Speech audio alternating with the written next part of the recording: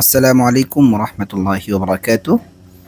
প্রিয় আরবি শিক্ষার্থী ভাই ও বোনেরা, তাদরিব অ্যারাবিক একাডেমির পক্ষ থেকে আপনাদের সবাইকে জানাই স্বাগতম। তো আজ আমাদের খত্তেরুকার ৪ নং দর্স। এর আগে আপনাদেরকে আমরা ৩টি দর্স দিয়েছি, যেই দর্সগুলোর মধ্যে আমরা আপনাদেরকে কয়েকটি অক্ষর শিখিয়েছি। প্রথম দর্সে আমরা শিখেছিলাম আলিফ, বা, তা, সা, ফা, কাফ, লাম, এবং দ্বিতীয় দর্সে শিখেছিলাম সিন, বদ, কফ, নুন, ইয়া, এবং তৃতীয় দর্শে আমরা শিখেছিলাম শিন, বদ, নুন, কফ। তো আজকের দর্শে আমরা শিখব হা, খা, আইন, গাইন এবং মিম। প্রিয় শিক্ষার্থী ভাই বোনেরা, আমরা এর আগে যে অক্ষরগুলো শিখেছি ওই সবগুলো অক্ষর কিন্তু এই মার্জিংয়ের উপরে ছিল। আজকে আমরা যে অক্ষরগুলো শিখব এই অক্ষরগুলো লেখা হবে মার্জিংয়ের মাঝখানে, অর্থাৎ অর্ধেক হরফ থাকবে মার্জিংয়ের উপরে আর অর্ধেক থাকবে নিচে। এই জিনিসটা আমরা খেয়াল রাখবো। আমরা অনেকে আছি খত্তেরুকা লিখতে পারি, কিন্তু এই যে এই নিয়মগুলো আমরা অনেকে জানি না, যার কারণে কিন্তু আমাদের খত্তেরুকা, আসল যে খত্তেরুকা আছে ওইটা আমাদের হয় না। ঠিক আছে, তো এই বিষয়টা আমরা খুব ভালো করে খেয়াল রাখবো। তো প্রথমে আমি আপনাদেরকে এখানে প্র্যাকটিসের জন্য এখানে আমি হা লিখে দেখাচ্ছি। তো হাটা লেখার জন্য আমি এখানে এইভাবে 2টি টান দিব। ঠিক আছে, একটু বড় হয়ে গিয়েছে, আমি আবার নতুন করে দিচ্ছি। যে এখানে এভাবে 2টা টান দিলাম। ঠিক আছে, আর এখানে হবে আমার হাটা লেখা। তো এটা কেন করলাম?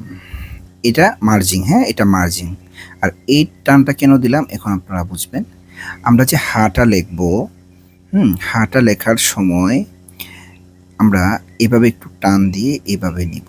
ঠিক আছে, নিয়ে তারপর এভাবে এদিকে এনে আমরা এভাবে নিয়ে আসব। তো এই টান দিয়ে আপনাদেরকে আমি বোঝাতে চাচ্ছি যে এই মাথার থেকে যেন এই মাথাটা সামনে চলে না যায়। ঠিক আছে, মোটামুটি একটা মাপের মধ্যে থাকবে।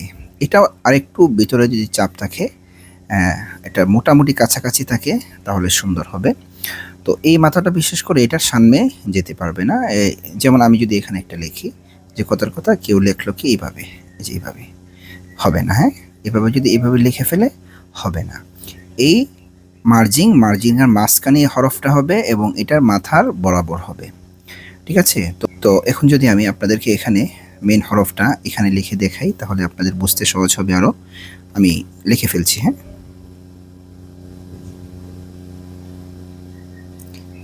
এই হরফটা আসলে মোটামুটি অনেক কঠিন, এজন্য খুব ভালো করে প্র্যাকটিস করতে হবে।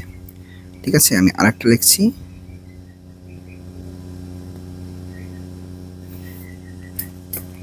কালিতে সমস্যা করছে। আচ্ছা, তো এখানে কিন্তু আমাদের খা লেখা হয়ে গেল, হা লেখা হয়ে গেল এবং জিম লেখা হয়ে গেল। ঠিক আছে, নোক্তা দিলেই শুধু অক্ষর হবে। তারপর আমরা লিখব আইন। আইন, আইনটি একই অবস্থা।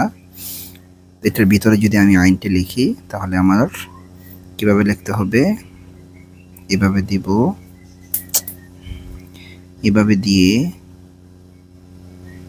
তারপর এই। ঠিক আছে, আইন হয়ে গেল। তো এখানে যদি আমি আইনটি লিখি তাহলে কিভাবে লিখতে হবে, এই এই এই। ঠিক আছে, আইন হলো আমার। এটা কিন্তু আরো সুন্দর হবে। হ্যাঁ, আচ্ছা, তারপর আমরা শিখব মিম। মিমটা আমি এখানেই লিখে দেখাচ্ছি আপনাদেরকে। এই যে মিম লিখছি, এই যে মিম। আরেকটু এদিকে আসবে, এই যে এভাবে হবে। ঠিক আছে, আমি যদি আর একটা লাইন আপনাদেরকে লিখে দেখাই নিচে, আমি আবার লিখছি, একটু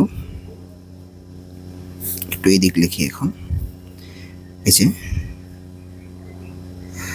হা লিখছি,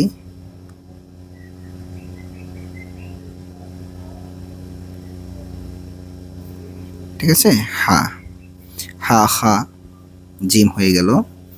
তারপর আইন বা গাইন লিখতে হবে, এভাবে দিয়ে আইন হলো। তারপর কি লিখবো? মিম।